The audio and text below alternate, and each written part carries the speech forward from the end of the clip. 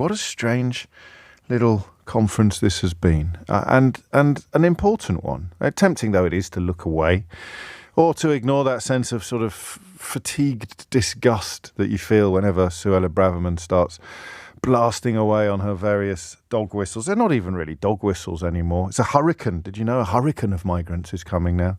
A hurricane. What will it be next year? A tsunami.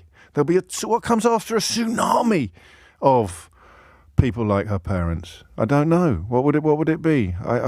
How many times have I said to you over the last few years that they are moving towards a space where every single thing they do will be designed not to improve anybody's lives, but just to annoy the people that they consider to be their enemies?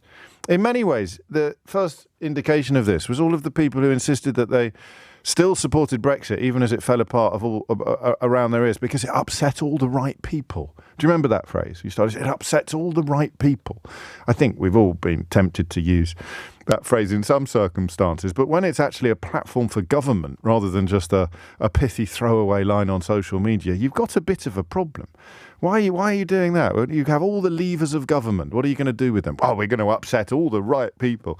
Do you know, it's more like when you've got an incontinent cat that keeps peeing on your carpet and you keep thinking, maybe it'll stop. And yes, predictable voices will hate it. I wish the incontinent cat would stop peeing on the carpet. But it's so boringly unpleasant now. It's so predictably disgusting that you find your visceral reaction to it. I don't know that it's diluting. It's just pathetic. Does this stuff resonate now anywhere beyond the editorial floor of the Daily Mail and their increasingly desiccated readership? Does it still land? And my God, the lies. It's actually incredible. And I don't know that there's any two sides to it anymore. You can say, well, Labour would be worse, and I'll give you a lollipop and tell you to stay away from scissors. But you can't, or I suppose you could say, well, there were no weapons of mass destruction. And you'd think, yeah, okay, that's absolutely relevant to a conversation in 2023 about a Secretary of State claiming that councils are going to stop you from using roads or limit the number of journeys you can make or whatever it may be. It's just bonkers.